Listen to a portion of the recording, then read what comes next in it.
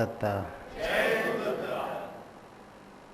आज सिद्ध सन्मार्ग के इस मास कार्मिक हीलिंग को आए सो आप सबको स्वागत है। सिद्ध सन्मार्ग के इस मास कार्मिक हीलिंग नाम शीर्षक तो इंग्लिश में है सिद्ध सन्मार्ग सत्य संगम। इस ऑर्गेनाइजेशन का नाम जो है वो सनातन धर्म में बहुत ही प्राचीन समय में जब श्री गुरु तिरुमूलार इस धरती पे पधारे थे, उस महाज्ञानी महागुरु ने जो नाम और जो साधना प्रक्रिया के शुरुआत किया था, उस दिव्य साधना प्रक्रियाओं के आधारित चलती हुई इस पद्धति को सिद्ध सन्मार्ग कहते हैं। वो जब भगवान तिरुमूलार इस पृथ्वी पे पधारे थे, वो कई साल 3016 साल कैलेंडर वर्ष जनवरी से लेकर दिसंबर तक अपनी साधना किया था और उन 3000 सालों में उसकी जो साधना स्थिति और जो साधना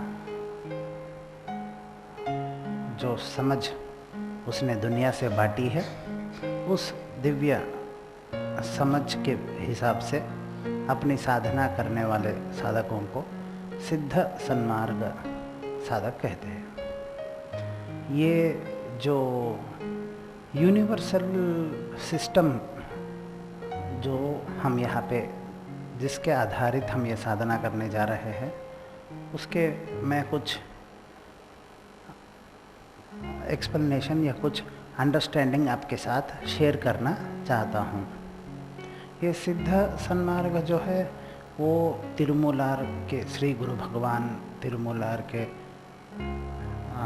आदेशित निर्देशित साधनाओं में से एक है। यहाँ तक तो मैं आपको समझा चुका हूँ।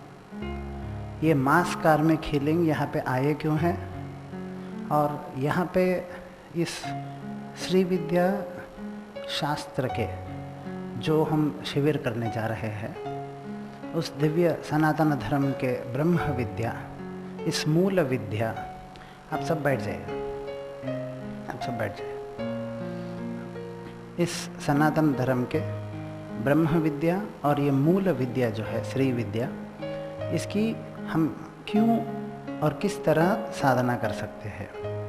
अगर आपको मैं यहाँ पे मास कार्मिक हीलिंग के लिए शीर्षक के नाम से यहाँ पे आप आयोजित हुए हो, तो ये मास कार्मिक हीलिंग में किस प्रकार ये मास कार्मिक हीलिंग सामूहिक कर्मों की जो हम हीलिंग करते हैं,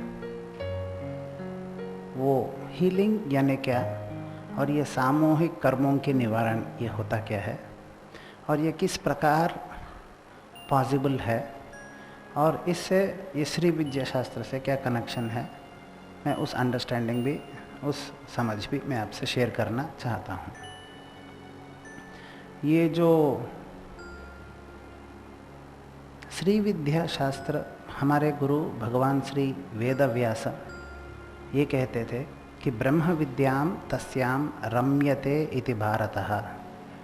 जहाँ पे भारत देश कहलाता है उस जगह में ब्रह्म विद्या करते लोग आनंदित होते हैं। ये लोग आनंदित होने का एकमात्र रास्ता जो है वो है ब्रह्म विद्या।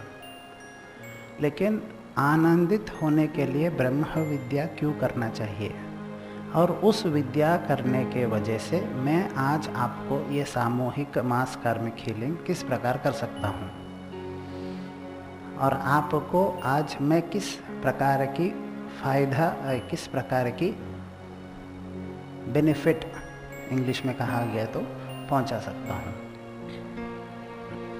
ये समझने से पहले ये आनंदित होने के लिए जो साधना करते हैं उसको एकमात्र साधना है वो ब्रह्म विद्या साधना, ये श्री विद्या साधना है। इस श्री विद्या साधना किस तरह से हमारी जिंदगियों को और किस तरह से हमारे जीवन को प्रभावित कर सकती है और किस तरह से हमारे ज़िंदगी में उस परिवर्तन को लेके आ सकती है जिसकी आने की वजह से हमारी ज़िंदगी जो भी है वो आनंदमय हो जाए। लेकिन ये जानने से भी पहले आपको एक और चीज़ जानना ज़रूरी पड़ जाता है कि ये ब्रह्म विद्या या आज जिस विद्या से मैं आप सबकी सामूहिक कर्मों की शुद्धि करने वाला हूँ, वो उस चीज़ की, इंसान की सबसे पहला ब्रह्म विद्या यानी क्या, या श्री विद्या यानी क्या है, और मेडिटेशन यानी क्या है। अगर आप इस चीज़ों को समझ सही तरह से, तो उससे आपको आपकी ज़िंदगी कैसे अच्छी हो सकती है वो समझ में आना बहुत आसान हो जाती है। ये हमारे तंत्र शास्त्र में ये ज़रूर बात कहा जाता है कि साधक को अपने ही आप के अंदर रम्य होते जो रहना है, उस स्थिति तक पहुंचना है। ये हम अगर आपने देखा है तो आजीवन हम जब ज़िंदगी जीते हैं तो पहले पैदा होते हैं, फिर पैदा होने के बाद हम खुशी प्राप्त करने के लिए हमारे खिलौने या आनंद, छोटे बच्चे आपने देखिए, थोड़ा तकलीफ़ होता है तो रोता है और ये वो चीज़ों से भटकता है, उसको नए नए चीज़ दिखते रहते हैं या नए नए वस्तु सामग्री उसको सामने हम लाते रहते हैं, तो उस हिसाब से वो नए नए तरीके से खेलते रहते हैं। छोटे बच्चे को खेलने के लिए कोई स्पेशल खिलौने की भी ज़रूरत नहीं होती है, वो अगर आपने पेन भी दे दी तो उसे भी खेलना शुरू कर देते हैं। खेलना की एक्चुअल मतलब उस छोटे बच्चे के परिभाषा में क्या है, उन चीज़ों के खोजना और उन चीज़ों से परिचित होते जाना। पेन दिया है तो उससे वो खेलता है, हम ये शब्द यूज़ करते हैं। समझो 1 साल का बच्चा है तो उस एक पेन दिया है तो उस पेन से भी वो खेलना शुरू कर देता है। एक कोई चीज़ दे दो वो उससे खेलना शुरू करता है, लेकिन खेलता मतलब क्या करता है, उस चीज़ से परिचित होते ही जाता है। हम जब भी इस दुनिया में आते हैं, ये खेल के नाम पे या जीने के नाम पे, हम हर इस दुनिया में जो हमारे आजू बाजू जो भी दुनिया है उससे परिचित होते हैं और उससे हम प्रभावित होते जाते हैं। जब बच्चा पैदा हुआ था तो वो अपने ही आप की स्थिति में शांत रहता है, लेकिन जैसे ही वो उसको नए नए चेहरे, नए नए खिलौने, नए नए वस्तु सामग्री दिखते जाता है, वो उन चीज़ों से प्रभावित होते जाता है और उन चीज़ों से अनुभव, जो आनंद या जो एक्सपीरियंस बोलते अनुभव, उस अनुभवों को अपने अंदर समेटता जाता है। इसे समेटते जाते हैं और वो बड़ा होता है और तब भी कुछ नए चीज़ों से अपने अनुभव प्राप्त करना या परिचित होते जाने की ये जो भाग दौड़ है वो आगे बढ़ती है और आगे बढ़ती है, और बहुत सारे नए चीज़ें से हमें परिचित होने का जो प्रक्रिया है वो इतनी बढ़ जाती है कि जैसे कि वो एक उम्र तक आ जाए तो उसके पास बहुत सारे नए चीज़ों की या बहुत सारे चीज़ों की प्राप्ति करने हेतु प्रयास में जुड़ा हुआ रहता है और बहुत सारे चीज़ों की आनंदित होने से, उससे परिचित होने से कोशिश करते रहता है। और इस दौरान उसको और एक इंसान मिल जाता है, वो है बीवी के नाम पे या पति के नाम पे एक इंसान, और उस इंसान से भी अपनी ज़िंदगी अपने हिसाब से परिचित होना की शुरू करता है, ना कि उससे अनुसंधान करने की कोशिश करता है। दे एक्सप्लोर, और उस एक्सप्लोरेशन में 2 चीज़ें पैदा हो जाते हैं, एक बच्चा और एक बहुत सारा मानसिक तनाव। हाँ, इसीलिए अगर आपने देखा है इस दुनिया में सिर्फ 2 चीज़ों के प्रति बहुत सारे जोक्स बनते हैं, एक शादीशुदा लोगों के पीछे, दूसरा सरदार जियों के पीछे। दोनों के दोनों शरीफ लोग हैं। शादी भी सनातन धर्म में परमोत्कृष्ट स्थान दिया गया था, और जो ये सरदार जी है वो भी महान गुरु के महान धर्म में आए हैं, सो लोग हैं।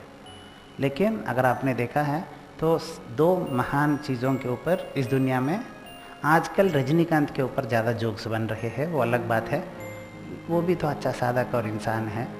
लेकिन मैं आपको क्या समझाने की कोशिश करता हूँ, बेसिकली 2 चीज़ों के ऊपर बहुत ज़्यादा जोक्स बनते हैं, शादी और सरदार जी। चलो सरदार जी को हम यहाँ से टॉपिक हटा के देखें तो शादी जो सरदार जियों को भी कॉमन होती है, आप उस पर देखें तो बहुत सारे जोक्स बनते हैं। क्यों बनते हैं? Everybody is stressed in it. उसके बाद बच्चे पैदा होते हैं स्ट्रेस के साथ साथ, 2 बच्चे पैदा हो जाते हैं, 1 बच्चा पैदा हो जाता है अपने अपने हिसाब से, और फिर वो बच्चे बड़े हो जाते हैं। फिर भी हम नए चीज़ों की खोजना शुरू करते हैं और वही आदत उस बच्चों को भी डाल देते हैं कि नए चीज़ों को खोजने का। जो हाथ में है उनसे कभी कुछ नहीं, जो नया चाहिए वो हमें ऑलवेज आनंदित या उत्साह देते रहते हैं। बच्चे को देखिए, जो हाथ में है उससे ज़्यादा जो आपके हाथ में है वो अच्छा लगना शुरू हो जाता है ना। तो मैं यहाँ पे सिमिलर या रिलेट क्या करना चाह रहा हूँ, क्या हम उस बच्चे जो 6 महीने का है, जो पेन उसको अद्भुत लगता है और उससे रिलेट करने का और उससे अपने आप की परिचय करवाने की चीज़ चक्कर में है, हम उस बच्चे से, उस बच्चे की मानसिक स्थिति से क्या हम कभी भी अपने ज़िंदगी में ऊपर उठे हैं? आपने मेरा उद्देश्य समझने की आप कोशिश किया? 5-6 महीने के बच्चे को अब पहली बार पेन दीजिए, आप उससे रिलेट करते हैं। एक चीज़ बीच में ना आया तो मेरे को देख के नमस्ते ना करें, हाँ? तो प्रॉब्लम क्या हो जाती है, वो नमस्कार करता है तो मुझे प्रति नमस्कार करना पड़ता है। जब मैंने आपको बोला है कि नमस्कार को प्रति नमस्कार ज़रूरी है, तो आप नमस्ते करते हो तो मुझे भी नमस्ते करना पड़ता है। और जो मैं यहाँ पे उपस्थित बैठो सो जो लोग हैं उनसे जो बातें करता हूँ, उन बातों की जो विचारधारा जो श्रृंखला चल रही है, उस श्रृंखला से मैं विमुख हो जाता हूँ, है ना। तो इसीलिए बीच में ना आए तो नमस्ते ना करें, शांति से बैठ जाए। हाँ, तो मैं आपसे क्या कह रहा हूँ, 3 महीने के बच्चे को आप कुछ दो, उसको परिचित होता है। 6 महीने के बच्चे को दो, परिचित होता है। फिर 6 महीने के बाद पेन दीजिए, परिचित हो गया।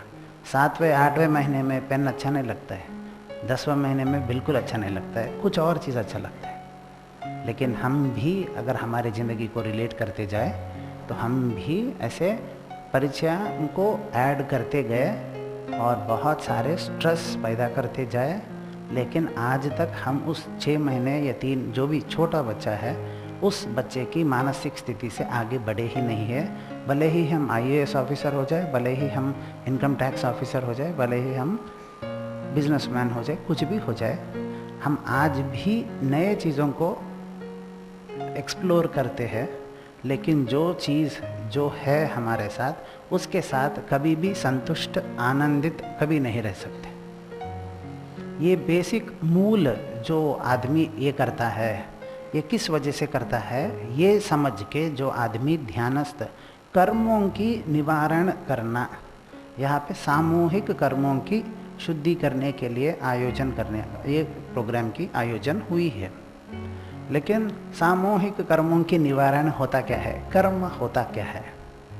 आपने ये पहले वाला बच्चा एग्जाम्पल अगर समझ चुका है तो मैं इसको एक तरह रखना चाहता हूँ और दूसरी तरफ मैं आपको कुछ और समझाना चाहता हूँ कि ये कर्म होता ही क्या है। तो एक आदमी, 2 दोस्त रहते हैं, तो एक आदमी को गुस्सा आ जाता है, एक आदमी को मारता है, वो कर्म बन जाता है ना। लेकिन एक आदमी, 2 दोस्त रहते हैं और एक आदमी को प्यार आ जाता है और उसको कुछ फ़ायदा कर देता है, वो भी कर्म हो जाता है। कुछ भी नहीं करता है तो वो भी कर्म होता है, क्योंकि आप कुछ ना करें। समझो आपने शादी हुआ आपकी, आपने घर आया, घर आने के बाद खाना खाना शुरू किया और आपने कुछ नहीं किया, अपना खाना आप खा के आप चले गए, समझा? एक बात भी नहीं बोला, तो भी आपकी बीवी को बहुत प्रॉब्लम हो जाती है या नहीं हो जाती है? हो जाती है। खाना अच्छा है बोला है कि नहीं, मैं तुम्हारे लिए तो पकाता हूँ, तुम इतने बोलते नहीं हो, बोल के शुरू हो जाते हैं। तो मैं आपको समझो, मैं इधर आया हूँ, मैं इधर ऐसा शांत बैठ जाता हूँ, अपने अंदर रम्य होते हैं। आप मुझे क्या बोलते हो? हम यहाँ पे ये शीर्षक से आयोजित हुए हैं कि सामूहिक कर्मों की निवारण। तो ये क्या है और हमारे को क्या है बताओ बोल के शुरू करते हैं। मैं आपको समझाना क्या कोशिश कर रहा हूँ, मियर existence also becomes a Karma. दो दोस्त झगड़ा कर रहे हैं, तीसरा दोस्त देख रहा है। झगड़ा के बाद हम उस दोस्त को बोलते हैं तुमने बीच में बात भी ना किया, गंदे आदमी हो तुम। हाँ, मैं आपको क्या कहना चाह रहा हूँ, कर्म क्या होता है, कर्म बस रहना भी हो सकता है, कर्म कुछ अच्छा करना भी हो सकता है, कर्म कुछ बुरा करने की भी हो सकता है, लेकिन हम हमारे कर्मों की प्रतिक्रियाओं को भुगतते रहते हैं और उस कर्मों की प्रतिक्रिया हम समझते हैं कि हमें परेशान कर रहा है। हमें क्लियर विथ यू? ये सनातन धर्म में एक सबसे बड़ा भय साधक लोगों के अंदर पैदा हो चुका है कि तुम कुछ करो तो तुम्हें भुगतना पड़ता है।